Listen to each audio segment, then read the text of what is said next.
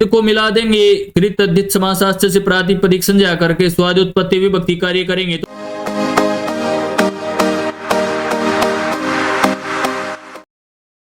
ओम नमस्ते जी।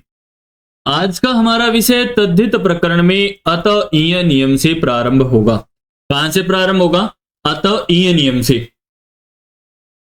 इससे पूर्व हम तद्धित प्रकरण के अनेकों नियमों के बारे में आपके साथ विस्तार से चर्चाएं कर चुके हैं, जिसमें हम नियमों में प्रयुक्त प्रत्ययों को शब्दों में प्रयोग करके आपके सामने प्रस्तुत करके आपको समझाया है।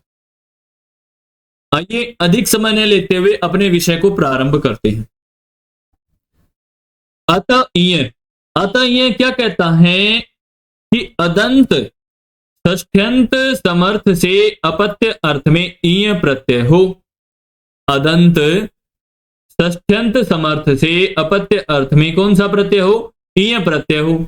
और जब ईय प्रत्यय होगा तो अपत्य अर्थ है दाक्षी, अर्थात दाक्षी यहां पर उदाहरण बन रहा है, दक्ष की संतान।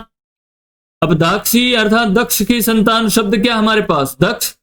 अतः ईय से ईय प्रत्यय आ गया और ईय के यकार की हम हलंत्यम से इत संज्ञा कर देंगे और तस्य लोप से इत संज्ञा के यकार का लोप कर देंगे। और जब यकार का लोप हो जाएगा तो दक्ष प्लस ईय शेष रहेगा। एक नियम पूर्व में हमने पढ़ा था, तद्धितेष्व चामादि। नियम क्या कहता है? नियम से आदि अच को वृद्धि हो जाएगी। अब दक्ष में आदि अच क्या है? द में अ, तो वृद्धि क्या होगी? आ। दाक्ष प्लस ई। अब जब दाक्ष प्लस ई हो जाएगा तो यचीब हमसे भय संज्ञा हो जाएगी दक्ष के अंत्य आकार की। और जब अंत्य आकार की भय संज्ञा होगी तो यस्येति च नियम से भय संज्ञक आकार का लोप भी हो जाएगा। और लोप हो जाएगा तो इकार है वो दाक्ष में मिल जाएगी, दाक्षी बन जाएगी। और जब दाक्षी बन जाएगी तो कृत तद्धित समासास्त्र से प्रातिपदिक संज्ञा करके स्वाद उत्पत्ति विभक्ति कार्य करेंगे तो दाक्षी रूप हमारा क्या हो जाएगा? सिद्ध हो जाएगा। ठीक है, हो गया ना सिद्ध। विसर्ग आदि भी हो जाएंगे। ठीक इसी प्रकार इसका दूसरा उदाहरण आता है दासरथी। क्या उदाहरण है? दासरथी अर्थात दशरथ की संतान। अब दशरथ की संतान कौन थी? राजा दशरथ का तो नाम सुना है ना आपने, तो उसकी संतान कितनी थी या कौन थी? आप कमेंट करके हमें जरूर बताएं। अब दशरथ शब्द है, अतः ईय से ईय प्रत्यय हो गया, ईय का ई शेष रहेगा, यह की हलंत्यम से इत संज्ञा करके तस्य लोप से लोप कर देंगे। लोप होने के पश्चात तद्धितेष्व चामादे नियम से आदि अच को वृद्धि हो जाएगी। द में अ है तो दासरथ है बन गया। यचीब हमसे भय संज्ञा कर देंगे अंत्य आकार की दशरथ के अंत्य आकार की थ में जो अ है।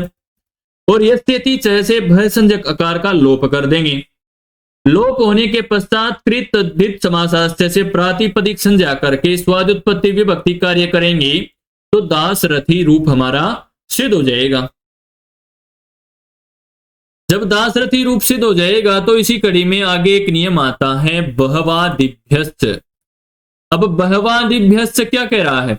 इसके दो उदाहरण हैं, एक तो बाहवी और एक औडुलोमी। इसी कड़ी में एक वार्तिक भी आ जाता है। अब वार्तिक क्या कह रहा है? लोमनो अपत्येषु बहुस्वकारो वक्तव्य। ये वार्तिक क्या कह रहा है कि बाहु आदि षष्ठ्यंत समर्थ पदों से अपत्य अर्थ में ईय प्रत्यय हो।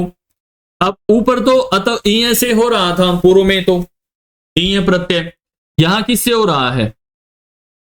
बहवादिभ्यस्य से। ठीक है ना। और उदाहरण क्या बना? बाहवी और औडुलोमी। साथ में वार्तिक का उदाहरण क्या है? उडुलोमा। आइए उदाहरण के माध्यम से इसको और आगे समझते हैं। उदाहरण क्या है? सबसे पहले बाहवी अर्थात बाहु नामक व्यक्ति की संतान। यहां पर किसका प्रकरण चल रहा है? संतान का, अपत्य अर्थ में। तो बाहु शब्द है बहवादिभ्यस्य नियम से यहां पर ईय प्रत्यय हो गया। ठीक है, बहुत ही महत्वपूर्ण नियम है ये। आप बाहु शब्द का प्रयोग हर स्थान पर करते हैं, बाहुबल। है? तो इसमें कौन सा प्रत्यय होता है? बाहु नामक व्यक्ति की संतान, बाह बाहवी। ठीक है, तो बहवादिभ्य से ईय प्रत्यय हो रहा है। ईय के यकार की हम हलंत्यम से इत संज्ञा करके तस्य लोप से लोप कर देंगे, और गुणे से उकार की इत संज्ञा कर देंगे, अंत्य उकार की। तो हु में ऊ था, ऊ को क्या हो गया? ओ। तो ओ जाएगा, ओ के बाद ई है, तो ए तो अयवा याव नियम से ओ को अवादेश हो गया।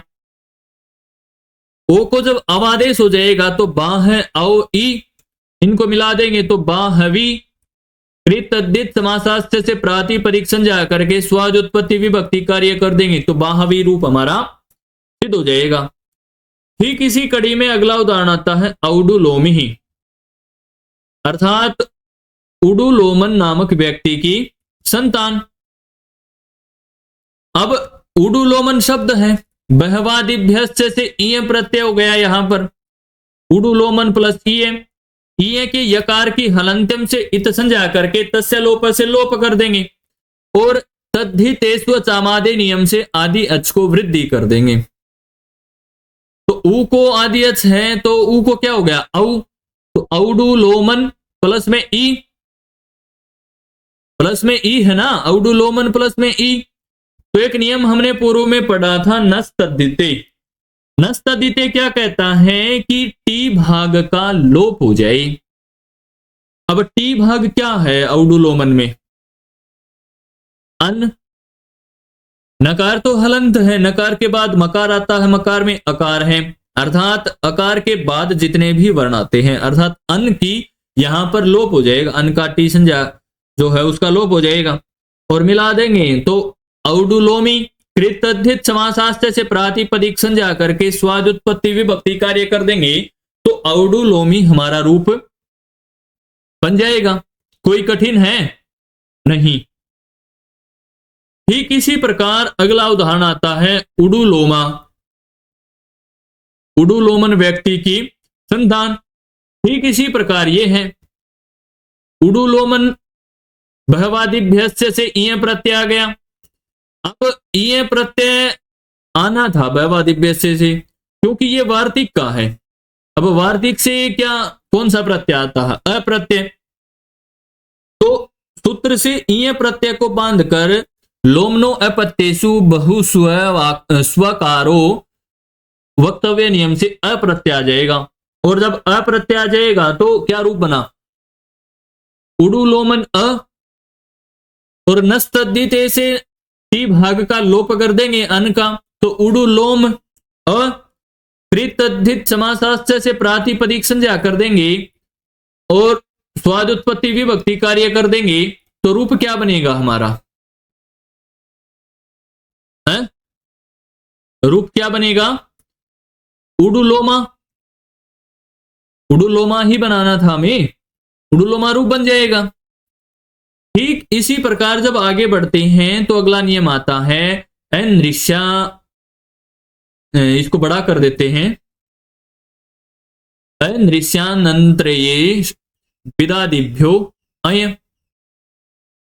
अब नियम क्या कह रहा है? नियम कह रहा है विदादि गण पठित शब्दों से गोत्र सपत्य अर्थ में तद्धित संज्ञक अय प्रत्यय होता है, परंतु जो शब्द ऋषि वाचक नहीं है उनसे अनंतरापत्य अर्थ में ही हो। ठीक है ना, उनसे अनंतरापत्य अर्थ में ही हो। अब जैसे उदाहरण है हमारे पास पैद या बैदौ, अर्थात विद नामक ऋषि की पौत्र आदि संतान। उदाहरण क्या है? विद, विद है ना। तो अभी अभी नियम पढ़ा है, क्या नियम पढ़ा है? नृष्यानंतरे विदादिभ्यो अय। अय से क्या नियम आ गया? अय से क्या प्रत्यय आया? अय प्रत्यय। अय का हमारे पास क्या शेष रहेगा? अ, विद प्लस अ, और तस्य लोप से लोप कर देंगे यकार की संज्ञा करके, तद्धितेस्व चामादे नियम से, जैसे पूर्व में आदि अच को वृद्धि की थी, बी में ई है तो ई को वृद्धि क्या होगी? आई। और जब आई हो जाएगी तो यचीब हमसे भय संज्ञा कर देंगे अंत्याकार की, तकार में जो अकार है यस्येति च से लोप कर देंगे अंत्याकार का, और लोप करने के पश्चात इनको मिला देंगे तो वैध रूप बन जाता है। कृत तद्धित समासास्त्य से प्रातिपदिक संज्ञा कर देंगे और स्वादुत्पत्ति विभक्ति कार्य कर देंगे तो वैध और वैदऊ दोनों रूप बन जाएंगे स्वादुत्पत्ति विभक्ति के कारण साथ में। ठीक है, ठीक इसी प्रकार दूसरा उदाहरण आता है विदह। यहां पर भी विद नामक ऋषि की पौत्र आदि संतान, यही अर्थ है। विद शब्द है, विद से कौन सा प्रत्यय होगा, विद से कौन सा प्रत्यय होगा, यहां पर आय प्रत्यय कौन सा होगा, आय, ये हम यहां पर लिख देते हैं, 1 मिनट। अब अय प्रत्यय होने के पश्चात जैसे पूर्व में हमने पढ़ा था यही उस नियम से अयंत और अर्थात यय और अय नियम का अय प्रत्यय का लुक हो जाएगा, यय और अय प्रत्यय का लुक हो जाएगा। तो विद से शेष रहा, विद को मिला देंगे कृत तद्धित समासास्त्य से प्रातिपदिक संज्ञा करके स्वादुत्पत्ति विभक्ति कार्य करेंगे तो विदाह रूप हमारा सिद्ध हो जाएगा। ठीक इसी प्रकार ये है अगला पौत्र। पौत्र में पुत्र की संतान, पोता आदि। ठीक है, पुत्र शब्द है अंदृश्यांतरये विदादिभ्यो अय नियम से अय प्रत्यय हो गया, अय के यकार की हलंत्यम से इत संज्ञा करके तस्य लोप से लोप कर देंगे। अब लोप आदि कार्य होने के पश्चात तद्धितेष्व चामादे नियम से आदि अच को वृद्धि हो जाएगी तो पौत्र प्लस में अ। अब यची भम से अंत्य आकार की भ संज्ञा हो जाएगी और यस्येति च से भ संज्ञक आकार का लोप हो जाएगा, और जब भ संज्ञक आकार का लोप हो जाएगा तो पौत्र प्लस में अ इनको मिला देंगे तो पौत्र है, और स्वादुत्पत्ति विभक्ति कार्य आदि कर देंगे तो विसर्ग आदि भी हो जाएगा और पौत्र रूप हमारा बन जाएगा। ठीक इसी प्रकार जब आगे बढ़ते हैं तो अगला नियम आता है शिवादिभ्यो अण। शिवादिभ्यो अण, इसमें उदाहरण क्या बनता है, शैव गांग, अर्थात शिव आदि गण से अपत्य अर्थ में अण प्रत्यय हो। अब अण प्रत्यय हम पूर्व में भी पढ़ चुके हैं, तस्यापत्यम की सहायता से प्राग दिव्य तो अण से अण प्रत्यय होता है, और यहां किससे हो रहा है, शिवादिभ्यो अण से। शिवादिभ्यो अण से शैव और गांग उदाहरण है, तो आइए इनको सिद्ध करके समझते हैं। अब सर्वप्रथम कौन सा उदाहरण है, शैव अर्थात शिव की संतान, यही है ना, शब्द क्या है शिव, और शिवादिभ्यो अण से अण प्रत्यय हो गया, अण के अणकार की हम हलंत्यम से इत संज्ञा करके तस्य लोप से लोप कर देंगे और तद्धितेष्व चामादे नियम से आदि अच की वृद्धि कर देंगे। ठीक है, अब आदि अच ई है तो ई को वृद्धि क्या होगी, शैव, और ई को वृद्धि शैव होगी तो यची भम से भय संज्ञा कर देंगे अंत्य आकार की। जब भय संज्ञा हो जाएगी और यस्येति च से लोप कर देंगे तो अण का अशेष था, अ को शैव में मिला देंगे और कृत तद्धित समासास्त्य से प्रातिपदिक संज्ञा करके स्वादुत्पत्ति विभक्ति कार्य कर देंगे तो शैव रूप हमारा सिद्ध हो जाएगा। ठीक इसी प्रकार अगला उदाहरण आता है गांग। क्या उदाहरण आता है, गांग, गंगा की संतान। अब गंगा की संतान कौन थी, महाभारत काल में एक बहुत अच्छा प्रसंग आता है भीष्म पितामह नाम का। तो भीष्म था गंगा की संतान। ठीक है, अब शब्द क्या है, गंगा, हमें बनाना क्या है, गांग।